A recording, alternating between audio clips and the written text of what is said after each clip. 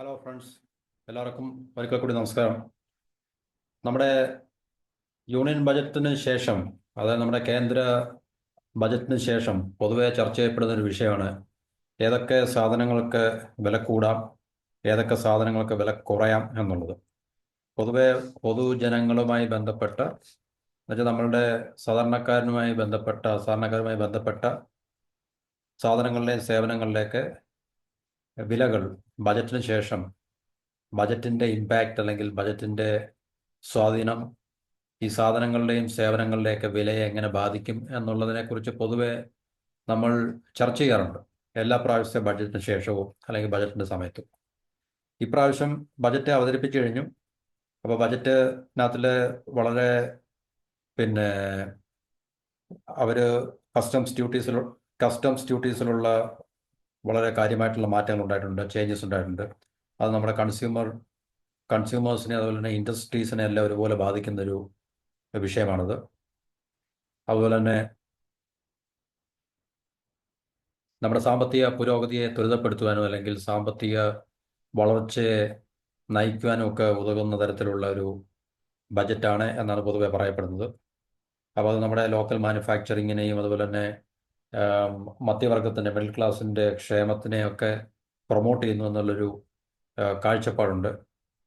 Import ഡ്യൂട്ടീസിൻ്റെ revisions ചില സാധനങ്ങൾക്ക് വില കുറയാനുള്ള സാധ്യതയുണ്ട്, മറ്റു ചില സാധനങ്ങളുടെ വില കൂടാനുള്ള സാധ്യതയുണ്ട് എന്നുള്ളതാണ് നമുക്ക് ഇതിൽ നിന്ന് മനസ്സിലാക്കാൻ സാധിക്കുന്നത്.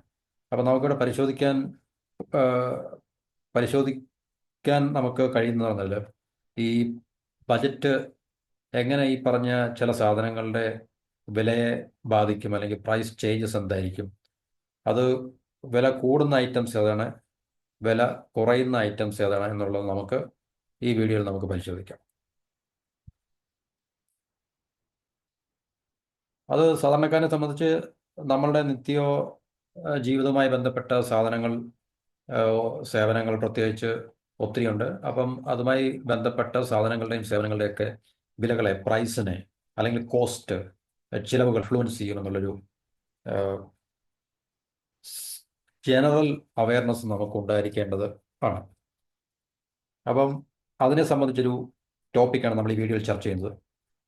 അപ്പോൾ ഓരോ ബജറ്റിന് ശേഷവും നമുക്കറിയാം ഒത്തിരി സാധനങ്ങളുടെയും സേവനങ്ങളുടെയും അല്ലെങ്കിൽ ഉൽപ്പന്നങ്ങളുടെയൊക്കെ വിലയിൽ, അല്ലെങ്കിൽ അത് നമുക്ക് ഒരു കൺസ്യൂമർ എന്ന രീതിയിൽ അല്ലെങ്കിൽ ഒരു നമ്മൾ പർച്ചേസ് ചെയ്യുന്ന ഒരു വ്യക്തി എന്ന രീതിയിൽ അത് നമ്മളുടെ പോക്കറ്റിനെ ബാധിക്കുന്നൊരു വിഷയമാണത്.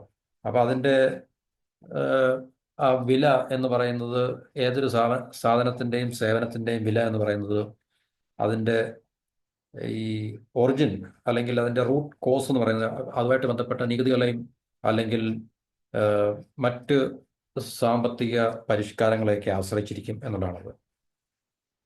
അപ്പോൾ നമ്മൾ നേരത്തെ പറഞ്ഞത് ഈ വർഷത്തെ ബജറ്റ് ഇപ്പോഴത്തെ ധനകാര്യമന്ത്രി തുടർച്ചയായിട്ടുള്ള എട്ടാമത്തെ തവണയാണ് ഈ ബജറ്റ് അവതരിപ്പിക്കുന്നത്. അപ്പോൾ അതൊരു ചരിത്ര നേട്ടം കൂടിയാണെന്ന് പറയുന്നുണ്ട്. അതൊന്നും നമ്മളുടെ വിഷയമല്ലത്. കാരണം 8 തവണയായാലും ശരി 10 തവണയായാലും ശരി, നമുക്ക് അറിയേണ്ടത് ഈ ബജറ്റിൽ എന്താണ് ഉൾപ്പെടുത്തിയിട്ടിരിക്കുന്നത് അല്ലെങ്കിൽ ഉൾക്കൊണ്ടിരിക്കുന്നത്, അത് സാധാരണക്കാരായിട്ടുള്ള ജനങ്ങളെ എങ്ങനെ ബാധിക്കും, നമ്മളുടെ ജീവിതത്തെ അതെങ്ങനെ ബാധിക്കും എന്നുള്ളത് ഏറ്റവും പ്രധാനപ്പെട്ട ഒരു വിഷയമാണ്. സാമ്പത്തിക പുരോഗതിയെ നയിക്കും അല്ലെങ്കിൽ നമ്മുടെ സമ്പദ് വ്യവസ്ഥയുടെ വളർച്ചയെ നയിക്കും എന്നൊക്കെ ഉള്ളത് അത് ഒരു ഭാഗത്ത് നടക്കട്ടെ. അറ്റ് ദ സെയിം ടൈം നമുക്ക് സാധാരണക്കാരായിട്ടുള്ള ആൾക്കാരുടെ ജീവിതത്തെ അതെങ്ങനെ ബാധിക്കും എന്നുള്ളത് ഏറ്റവും പ്രധാനപ്പെട്ട ഒരു വിഷയമാണ്. അപ്പം നമ്മുടെ രാജ്യത്തിൻ്റെ സാമ്പത്തിക വളർച്ചാ നിരക്ക് കഴിഞ്ഞ 4 വർഷത്തിനിടയിൽ ഏറ്റവും താഴ്ന്ന നിലയിലേക്ക് എത്തുമ്പോഴാണ് ഈ ബജറ്റിൻ്റെ അവതരണം എന്നൊക്കെയാണ് പറയുന്നത്. അപ്പോൾ അതൊരു ശ്രദ്ധിക്കേണ്ട അല്ലെങ്കിൽ ഏറ്റവും വളരെ ശ്രദ്ധേയമായിട്ടുള്ള കാര്യമാണത്. ആഗോളപരമായിട്ട് നമുക്ക് ജിയോ പൊളിറ്റിക്കലി അല്ലെങ്കിൽ ജിയോ ഇക്കണോമിക് വൈസ് നമ്മൾ നോക്കുമ്പോൾ മറ്റു രാജ്യങ്ങളുടെ എല്ലാം വളർച്ച വളരെ പരിതാപകരമാണെങ്കിലും ലോകത്തിൽ ഇപ്പോൾ നിലനിൽക്കുന്ന അവസ്ഥയിൽ ഏറ്റവും കൂടുതൽ സാമ്പത്തിക വളർച്ച നേടുന്ന അല്ലെങ്കിൽ നേട്ടം കൈവരിച്ചുകൊണ്ടിരിക്കുന്ന ഒരു രാജ്യം ഇന്ത്യയാണ്. പക്ഷേ അത് ഞാൻ എപ്പോഴും ആവർത്തിക്കുന്നത് പോലെ നമ്മളെ സംബന്ധിച്ച് മറ്റ് രാജ്യങ്ങളുമായിട്ട് നമ്മൾ താരതമ്യം ചെയ്യുമ്പോൾ ശരിയാണ്, നമ്മുടെ വളർച്ചാ നിരക്ക് കൂടുതലാണ്. പക്ഷേ ഒരു രാജ്യം എന്ന നിലയിൽ നമുക്ക് 6.2 6.5 ഇനി 7% നമ്മൾ വളർച്ച കൈവരിച്ചെന്ന് പറഞ്ഞാലും അത് നമുക്ക് സഫീഷ്യൻ്റ് അല്ല. ഞാൻ പറഞ്ഞ ഒരു അടുത്ത 15-20 വർഷത്തിനുള്ളിൽ 15-20 വർഷം കൊണ്ട് നമുക്ക് മിനിമം ഒരു 8 മുതൽ 10% വരെ വളർച്ചാ നിരക്ക് നമുക്ക് നേടിയെടുക്കാൻ സാധ്യമാണെങ്കിൽ തുടർച്ചയായിട്ട് അത് തീർച്ചയായിട്ടും വലിയ മാറ്റങ്ങൾ നമ്മുടെ രാജ്യത്തും സമ്പദ് വ്യവസ്ഥയിലും ഉണ്ടാക്കുന്നുള്ളതിൽ സംശയമില്ല. പക്ഷേ ഈ ഒരു വളർച്ചാ നിരക്ക്, ഇപ്പോഴത്തെ വളർച്ചാ നിരക്ക് അത്ര സാറ്റിസ്ഫാക്ടറി അല്ല നമുക്ക് വന്നിട്ട്. അപ്പം ആഗോള സാമ്പത്തിക പ്രതിസന്ധികൾക്കിടയിലും ഇന്ത്യയുടെ സമ്പദ് വ്യവസ്ഥയുടെ ശക്തമായ മുന്നേറ്റം, ഈ പറഞ്ഞ 6.6+ എന്ന് നമ്മൾ പറയുന്ന വളർച്ച, ഇന്ത്യയെ സംബന്ധിച്ച് ഒരു പോസിറ്റീവായിട്ടുള്ള ഫാക്ടറാണ്. But still we have to grow എന്നുള്ളതാണ്. അപ്പോൾ നമ്മുടെ സമ്പദ് വ്യവസ്ഥയിൽ ബജറ്റിൻ്റെ സ്വാധീനം 2025 സാമ്പത്തിക വർഷത്തിൽ ഇന്ത്യയുടെ യഥാർത്ഥ GDP 6.4% എന്ന നിലയിലാണ്. 2024-25 26 സാമ്പത്തിക വർഷം ഇത് 6.3 മുതൽ 6.8 വരെ എത്തുമെന്ന് സർക്കാർ പ്രവചിക്കുന്നു. പ്രവചനമാണ്. അത് നമുക്ക് തീർച്ചയായിട്ടും ആ ഒരു ടേം കഴിയുന്നതോടുകൂടി മാത്രമേ നമുക്ക് എത്ര വളർച്ച ഉണ്ടായിട്ടുണ്ട് അല്ലെങ്കിൽ എത്ര വളർച്ച കൈവരിക്കാൻ സാധിച്ചിട്ടുണ്ടെന്നുള്ള കാര്യം മനസ്സിലാക്കാൻ സാധിക്കത്തുള്ളൂ. ഉപഭോക്തൃ ഡിമാൻഡിൽ, കൺസ്യൂമേഴ്സ് ഡിമാൻഡിൽ പോസിറ്റീവായിട്ട് വളർച്ച ഉണ്ടാകും. ആ പോസിറ്റീവായിട്ട് വളർച്ച ഉണ്ടാകണം തീർച്ചയായിട്ടും ഗവൺമെൻറ് ഭാഗത്തുനിന്ന് അതുപോലുള്ള സ്റ്റെപ്സുകൾ, നടപടിക്രമങ്ങൾ ഉണ്ടായേ പറ്റത്തുള്ളൂ. സ്വകാര്യ അന്തിമ ഉപഭോഗ ചെലവ് 2024 60.3% ആയിരുന്നെങ്കിൽ 2025 ഇത് 61.8% ഉയരുമെന്ന് കണക്കാക്കുന്നു. എന്നുവെച്ചാൽ 60-ൽ നിന്ന് 61, വളരെ വളരെ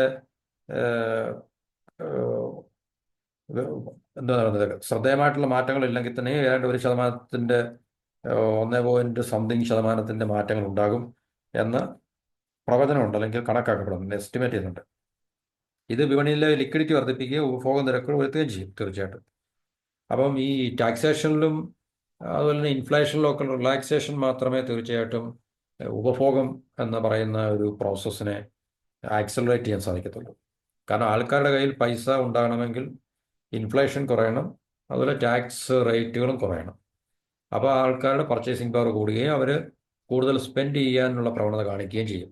സ്പെൻഡ് ചെയ്യാനും സേവ് ചെയ്യാനും ഒക്കെയുള്ള, ഇൻവെസ്റ്റ് ചെയ്യാനും ഒക്കെയുള്ള പ്രവണത കാണിക്കും. അപ്പോൾ അത് തീർച്ചയായിട്ടും മാർക്കറ്റിനെ അത് പോസിറ്റീവായിട്ട് ബാധിക്കും.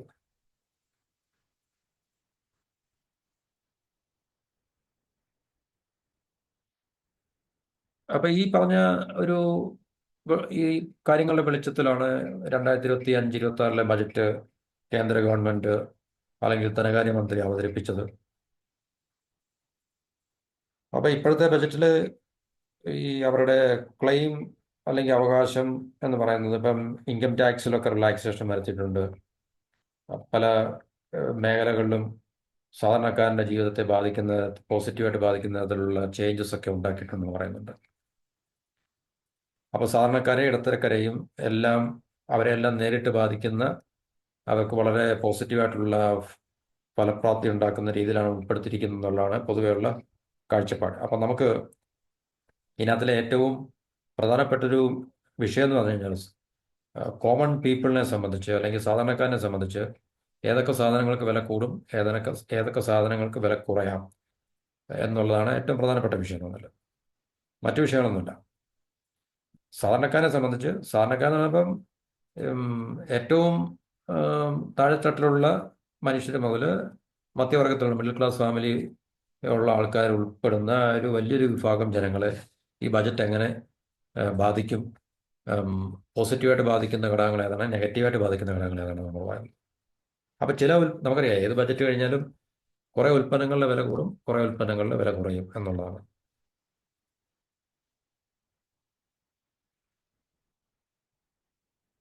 അപ്പോൾ ഇതിനകത്ത് നമുക്ക് വില കുറയുന്ന ചില സാധനങ്ങളുടെ പട്ടികകളുണ്ട്. അതുപോലെ വില കൂടുന്ന ഏതൊക്കെയാണുള്ള ഉൽപ്പന്നങ്ങളുടെയും ലിസ്റ്റ് നമുക്ക് കാണാൻ പറ്റും. അപ്പോൾ ഈ ഉൽപ്പാദന രംഗത്തുള്ള ആനുകൂല്യങ്ങൾ, അതുപോലെ ഇറക്കുമതി തീരുവ, ഇമ്പോർട്ട് ഡ്യൂട്ടി, കസ്റ്റം ഡ്യൂട്ടി ഒക്കെ നമ്മൾ കുറച്ചത് കൊണ്ട് ആ ഇളവുകൾ ലഭിച്ചതിൻ്റെ അടിസ്ഥാനത്തിലാണ് ഈ പറഞ്ഞ പ്രൈസിലുള്ള മാറ്റം ഉണ്ടാകാൻ പോകുന്നത്. അപ്പോൾ വില കുറയുന്നതിൽ പ്രധാനമായിട്ടും വ്യക്തിഗത ഉപഭോഗ ഉൽപ്പന്നങ്ങൾ, അത് നമ്മുടെ ഒരു വ്യക്തിയെ സംബന്ധിച്ചുള്ള പേഴ്സണൽ അല്ലെ ഇൻഡിവിജ്വൽ കൺസ്യൂമർ പ്രോഡക്ട്സ് എന്നൊക്കെ പറയുന്നത്. അതുപോലെ മെഡിക്കൽ എക്യുപ്മെൻറ്റ്സ്, മെഡിക്കൽ ഉപകരണങ്ങൾ. കാരണം അതൊക്കെ വളരെ, മെഡിക്കൽ ഉപകരണങ്ങളുടെ വില കുറയുമ്പോൾ തീർച്ചയായിട്ടും അത് മെഡിക്കൽ കോസ്റ്റിനെയും അല്ലെങ്കിൽ ഹോസ്പിറ്റൽ കോസ്റ്റിനെയൊക്കെ അത് ബാധിക്കുന്നതാണ്, അല്ലേ? അതൊക്കെ സാധാരണക്കാരന് തീർച്ചയായിട്ടും ആം, ഒരു ഫലം, പോസിറ്റീവായിട്ടുള്ളൊരു ഫലം ഉണ്ടാക്കി വെക്കുന്ന ഒരു കാര്യമാണ്.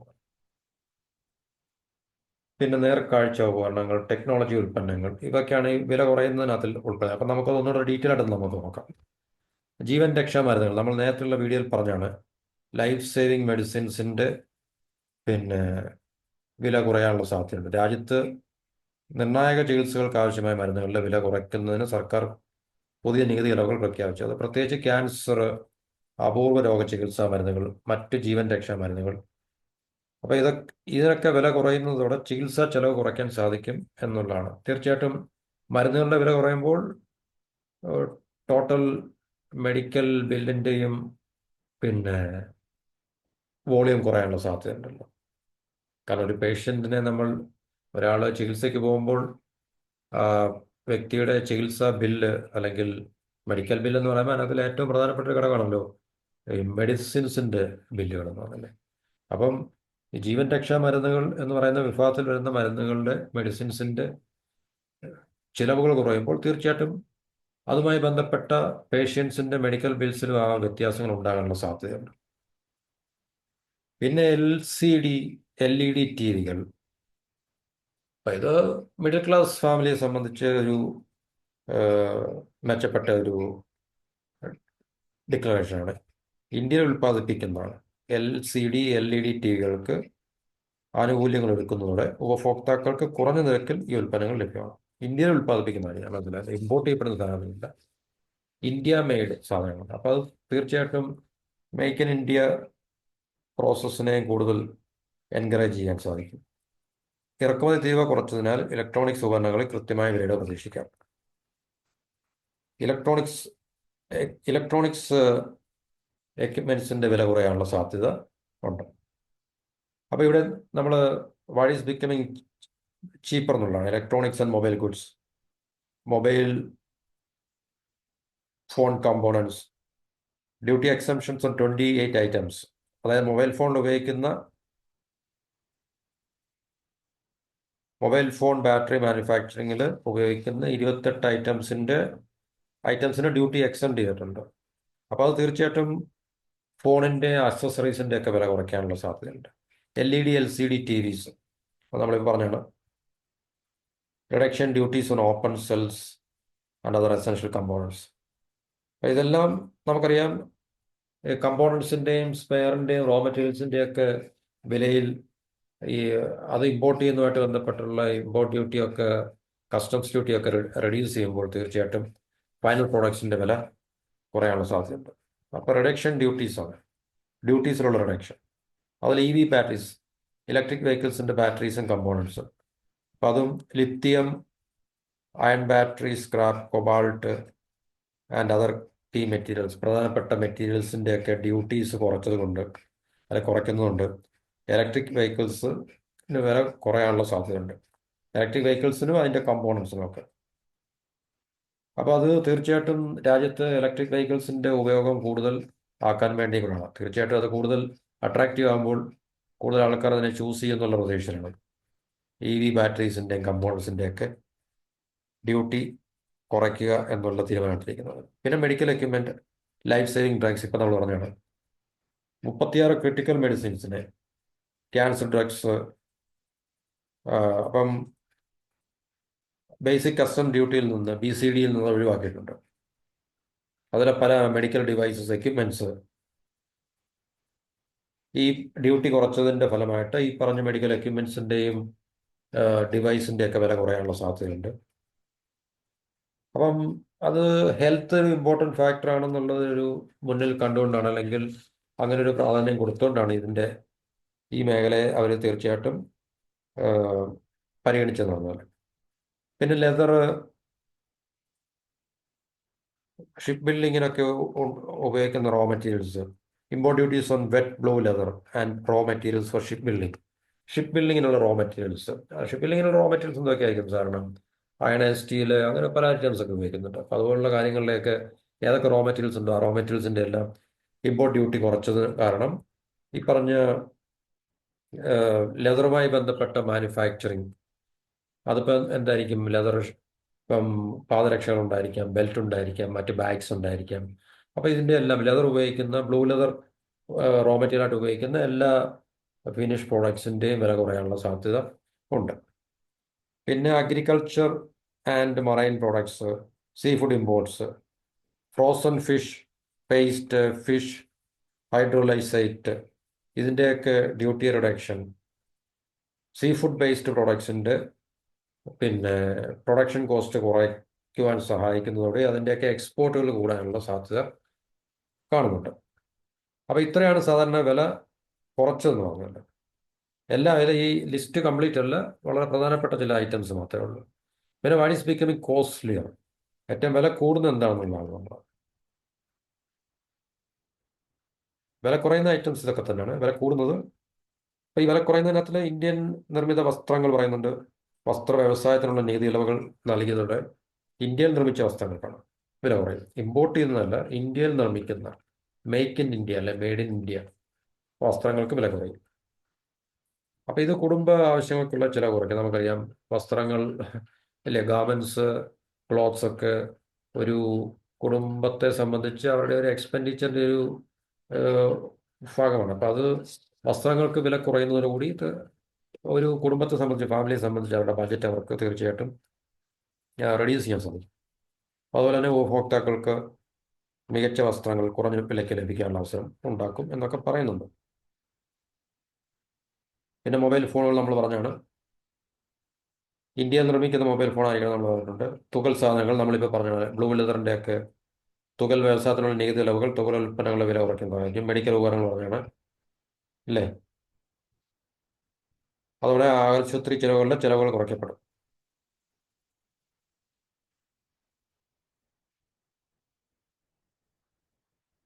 ഇനി വില കൂടുന്ന സാധനങ്ങൾ എന്ന് പറഞ്ഞാൽ what is becoming costlier? Electronics and displays ആണ്. ഇലക്ട്രോണിക്സ് ആൻഡ് ഡിസ്പ്ലേസ് അല്ലേ, ഡിസ്പ്ലേ നമ്മൾ കണ്ടില്ലേ, ഇലക്ട്രോണിക്സ് ഉപകരണങ്ങൾ, ഡിസ്പ്ലേ. ഇലക്ട്രോണിക് ഉപകരണങ്ങളെ ചില ഉൽപ്പന്നങ്ങൾക്കും മറ്റു വിപണി വസ്തുക്കൾക്കും ഈ ബജറ്റിൽ തീരുവ വർദ്ധിപ്പിച്ചിരിക്കുകയാണ്. അപ്പോൾ ഇതൊക്കെ തീരുവ, ഇമ്പോർട്ട് ഡ്യൂട്ടി വർദ്ധിപ്പിച്ചതുകൊണ്ട്, ഇറക്കുമതി തീരുവ വർദ്ധിപ്പിച്ചതുകൊണ്ട് ഉപഭോക്താക്കളെ സംബന്ധിച്ച് അവരാണ് ഏറ്റവും ഫൈനൽ ഇല്ല പ്രൈസ് കൊടുക്കേണ്ടത് അല്ലെങ്കിൽ കോസ്റ്റ് ബിയർ ചെയ്യേണ്ടത്. അപ്പോൾ അവർക്കത് ചിലവേറിയതാകാൻ സാധ്യതയുണ്ട്. വില കൂടുന്ന ഉൽപ്പന്നങ്ങളുടെ പട്ടികയാണ് പറയുന്നത് ഇൻട്രാക്റ്റീവ് ഫ്ലാറ്റ് പാനൽ ഡിസ്പ്ലേ എന്ന് പറയുന്നത്. ഇൻട്രാക്റ്റീവ് ഫ്ലാറ്റ് പാനൽ ഡിസ്പ്ലേ, അപ്പോൾ അത് 10% 20% കസ്റ്റംസ് ഡ്യൂട്ടി കൂട്ടിയിട്ടുണ്ട്. അപ്പോൾ അതുകൊണ്ട് അതിൻ്റെ വില കൂടാനുള്ള സാധ്യത വളരെ കൂടുതലാണ് അല്ലേ. Textiles and apparel, knitted fabrics, a hike in customs duties for knitted fabrics, textiles and ഫാബ്രിക്സിൻ്റെ വില കൂടാനുള്ള സാധ്യതയുണ്ട്. അപ്പോൾ ഇൻട്രാക്റ്റീവ് ഫ്ലാറ്റ് പാനലുകളുടെ കാര്യം നമ്മൾ പറഞ്ഞു. അപ്പോൾ അതിൻ്റെ വില കൂടാൻ സാധ്യതയുണ്ട്. 10% 20% ആക്കി. അപ്പോൾ ഇതിൻ്റെ പ്രധാനപ്പെട്ട മെയിൻ കൺസ്യൂമേഴ്സ് അല്ലെങ്കിൽ അത് ഉപയോഗിക്കുന്ന സെക്ഷൻ അല്ലെങ്കിൽ വിദ്യാഭ്യാസ സ്ഥാപനങ്ങൾ, കോർപ്പറേറ്റ് സ്ഥാപനങ്ങൾ, ടെക്നോളജി കമ്പനികൾ, അപ്പോൾ ഇതൊക്കെയാണ് ഈ പറഞ്ഞ ഇൻട്രാക്റ്റീവ് ഫ്ലാറ്റ് പാനൽ ഡിസ്പ്ലേ ഉപയോഗിക്കുന്നത്. അപ്പോൾ അവരെ സംബന്ധിച്ച് അവരുടെ ഓവറോൾ പിന്നെ എക്സ്പെൻഡിച്ചേഴ്സ് കൂടാനുള്ള സാധ്യത ഇതിൽ നിന്ന് നമുക്ക് കാണാൻ സാധിക്കും. അപ്പം നികുതി ഇളവുകൾ, അപ്പം മറ്റ് ചില ഐറ്റംസുകളുണ്ട്. ടെക്സ്റ്റൈൽ ആൻഡ് അപ്പാരൽ നമ്മൾ knitted textile, knitted fabrics, clothing and apparel ഐറ്റംസിന് വേണ്ടിയുള്ള ടെക്സ്റ്റൈൽ ഇൻഡസ്ട്രി ഉപയോഗിക്കുന്ന നിറ്റഡ് ഫാബ്രിക്സ്, അപ്പോൾ അതിൻ്റെ കസ്റ്റംസ് ഡ്യൂട്ടി കൂട്ടിയിട്ടുണ്ട്. അപ്പോൾ അത് ശരിക്കും പറഞ്ഞു കഴിഞ്ഞാൽ ഡൊമസ്റ്റിക് ടെക്സ്റ്റൈൽ പ്രൊഡക്ഷൻ, നമ്മുടെ ആഭ്യന്തര പിന്നെ തുണി വ്യവസായത്തെ പിന്നെ പ്രൊമോട്ട് ചെയ്യാൻ വേണ്ടിയാണ്, ബൂസ്റ്റ് ചെയ്യാൻ വേണ്ടിയാണ്. കാരണം ഇത് ഇറക്കുമതി ചെയ്യുമ്പോൾ ഉണ്ടാകുന്ന ഡ്യൂട്ടിയാണ്. അപ്പോൾ ഇറക്കുമതി ചെയ്യുന്ന ഐറ്റംസിൻ്റെ ഡ്യൂട്ടി കൂട്ടുമ്പോൾ അതിവിടെ വില കൂടുതലായിരിക്കും. അപ്പോൾ തീർച്ചയായിട്ടും ഡൊമസ്റ്റിക് മാനുഫാക്ചറിങ്ങിനെ അല്ലെങ്കിൽ ഡൊമസ്റ്റിക് പ്രൊഡക്ഷനെ തീർച്ചയായിട്ടും ബൂസ്റ്റ് ചെയ്യാൻ സഹായിക്കും.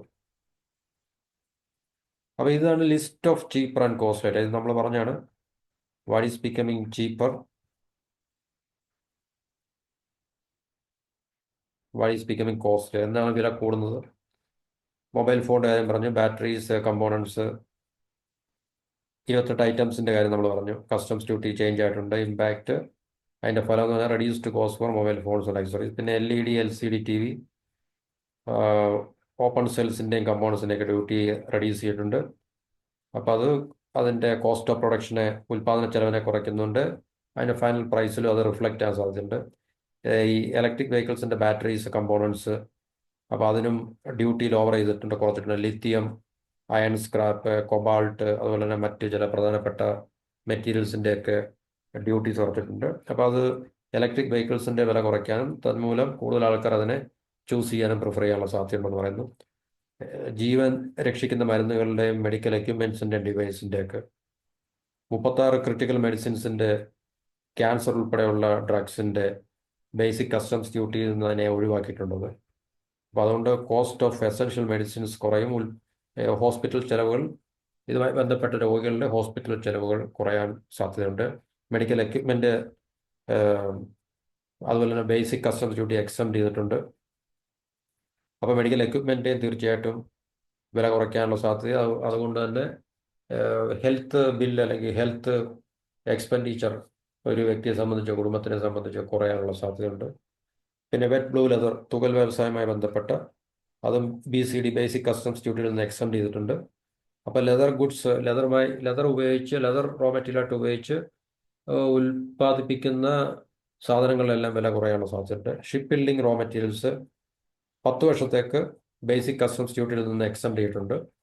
അപ്പോൾ ഷിപ്പ് ബിൽഡിംഗ്, നമ്മുടെ രാജ്യത്ത് ഷിപ്പ് ബിൽഡിങ്ങിനെ കൂടുതൽ പ്രൊമോട്ട് ചെയ്യാൻ വേണ്ടിയാണ്. കപ്പൽ നിർമ്മാണശാലകളുണ്ടല്ലോ, കൊച്ചി ഷിപ്പ്യാർഡ് പോലുള്ള. അപ്പം ഇപ്പോൾ കൊച്ചി ഷിപ്പ്യാർഡ് ഒരു കപ്പൽ നിർമ്മിക്കാനുള്ള ഒരു ഓർഡർ കിട്ടിക്കഴിഞ്ഞാൽ അവർ ഇതിനുവേണ്ടി ഉപയോഗിക്കുന്ന മെറ്റീരിയൽസിൻ്റെ കസ്റ്റംസ് ഡ്യൂട്ടി 10 വർഷത്തേക്ക് ഒഴിവാക്കിയിട്ടുണ്ട്. അപ്പോൾ തീർച്ചയായിട്ടും കുറഞ്ഞ ചിലവിൽ അവർക്ക് നല്ല കപ്പലുകൾ നിർമ്മിച്ചിട്ട് വിൽക്കുവാൻ സാധിക്കും. ഫ്രോസൺ ഫിഷ് പേസ്റ്റ്, അതിൻ്റെയും ബേസിക് കസ്റ്റംസ് ഡ്യൂട്ടി 30-ൽ നിന്ന് 5% കുറച്ചിട്ടുണ്ട്.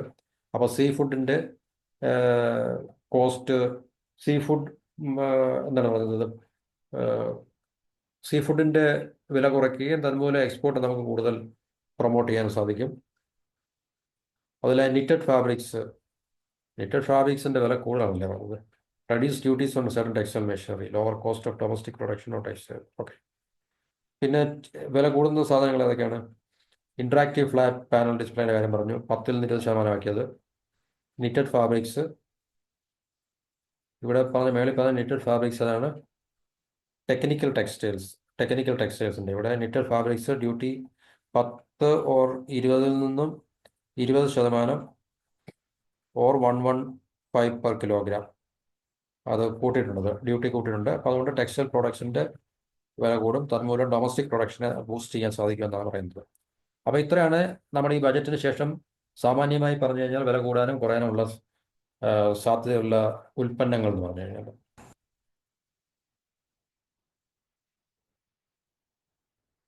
അപ്പോൾ ഉപഭോഗം കൂടുമ്പോൾ നമുക്കറിയാം, പൊതുവെ ഉപഭോഗം, കൺസംഷൻ കൂടുമ്പോൾ വിപണിയിൽ കൂടുതൽ പണം എത്തും. അതുകൊണ്ട് വ്യവസായ മേഖലകളിൽ ഉണർവുണ്ടാകാനുള്ള സാധ്യതയുണ്ട്. അത് ബിസിനസ്സിനെ കൂടുതൽ എന്താണ് പറയുന്നത്, വളർത്തുവാനുള്ള സാധ്യതയുണ്ട്. ആരോഗ്യം, ടെക്നോളജി, ഗൃഹോപകരണ മേഖലകളിൽ ഈ നീക്കം പ്രതിഫലിക്കും. അപ്പം അതിനെ മുന്നിൽ, കാരണം ഒത്തിരി പ്രഷർ പല ഭാഗത്തു നിന്നും ഗവൺമെൻറ് മേലുണ്ട്. കാരണം സാധാരണക്കാരനും മധ്യവർഗത്തിനും മിഡിൽ ക്ലാസ്സിനും പ്രയോജനകരമായിട്ടുള്ള പോളിസീസ് ഒന്നും ഉണ്ടാകുന്നില്ല. കാരണം അവരുടെ ജീവിത ചെലവുകൾ വളരെ കൂടുതലാണ്. കാരണം രാജ്യത്ത് നിലനിൽക്കുന്ന ഈ പറഞ്ഞ ഈ ഇൻഫ്ലേഷൻ കാരണവും അതുപോലെ തന്നെ ടാക്സിൻ്റെ വലിയ ബുദ്ധിമുട്ടുമൊക്കെ സാധാരണക്കാരനെയും മധ്യവർഗത്തിനെയും മിഡിൽ ക്ലാസ്സിനെയൊക്കെ വല്ലാതെ പ്രഷർ ചെയ്യുന്നുണ്ട്. അപ്പം ഈ ഒരു സമ്മർദ്ദം ഗവൺമെൻറ്റിൻ്റെ ഭാഗത്തുനിന്ന് ഗവൺമെൻറ്റിൻ്റെ മേൽ കുറേ കാലമായിട്ടുണ്ട്. അപ്പോൾ അവർ ഇതുവരെ ഈ ഒരു പ്രോബ്ലത്തെ സോൾവ് ചെയ്യാനുള്ള ഒരു നടപടിക്രമങ്ങൾ ഇതുവരെ എടുത്തിട്ടില്ല എന്നുള്ളൊരു പിന്നെ എന്താണ് പറയുന്നത് പരാതിയുണ്ട് എല്ലാ ഭാഗത്തു നിന്നും രാജ്യത്തിൻ്റെ. അപ്പം അതിനെയൊക്കെ പരിഗണിച്ചുകൊണ്ട് ആണ് ഇപ്രാവശ്യത്തെ ബജറ്റിൽ ഇങ്ങനെ ചില നീക്കങ്ങൾ അല്ലെങ്കിൽ ഇങ്ങനെ ചില മാറ്റങ്ങൾ ഗവൺമെൻറ് ഉണ്ടാക്കിയിട്ടുള്ളത് നമുക്ക് ഈ ബജറ്റിൻ്റെ പ്രസൻറ്റേഷൻ നമുക്ക് മനസ്സിലാക്കാം. പക്ഷേ ഇനി അത് എത്രത്തോളം യാഥാർത്ഥ്യമാകും അല്ലെങ്കിൽ പ്രായോഗിക തലത്തിൽ എത്രത്തോളം അത് ജനജീവിതത്തെ ബാധിക്കും എന്നുള്ളത് നമുക്ക് കാത്തിരുന്ന് കാണേണ്ട ഒരു കാര്യമാണ്. അപ്പോൾ ഇത്രയാണ് നമുക്ക് ഈ ബജറ്റിൽ വില കൂടുകയും ബജറ്റ് കാരണം അല്ലെങ്കിൽ ബജറ്റിൻ്റെ അടിസ്ഥാനത്തിൽ വില കൂടാനും വില കുറയാനും സാധ്യതയുള്ള ഉൽപ്പന്നങ്ങളുടെ ലിസ്റ്റുകൾ എന്ന് പറഞ്ഞാൽ. അപ്പം ഇത്രയും പറഞ്ഞുകൊണ്ട് ഈ വീഡിയോ ഇവിടെ ഞാൻ അവസാനിപ്പിക്കുന്നു. നിങ്ങൾ ദയവായി ചാനൽ സബ്സ്ക്രൈബ് ചെയ്ത് സപ്പോർട്ട് ചെയ്യുക. അപ്പം ഇനിയും നമുക്ക് ഇതുപോലുള്ള ടോപ്പിക്കുകൾ ഡിസ്കസ് ചെയ്യാൻ നിങ്ങളുടെ സപ്പോർട്ടുകൾ എനിക്ക് അത്യാവശ്യമാണ്. അപ്പോൾ അതിനെ ചാനൽ സപ്പോർട്ട് ചെയ്യുക. വീഡിയോ നിങ്ങൾക്ക് ഷെയർ ചെയ്യാൻ സാധിക്കുമെങ്കിൽ വീഡിയോ ഷെയർ ചെയ്യുക. ഒരിക്കൽ കൂടി നിങ്ങൾക്ക് എല്ലാവർക്കും നന്ദി പറഞ്ഞുകൊണ്ട് ഈ വീഡിയോ ഞാൻ ഇവിടെ അവസാനിപ്പിക്കുന്നു. വീണ്ടും കാണുന്നവരെ നന്ദി, നമസ്കാരം. Have A wonderful day.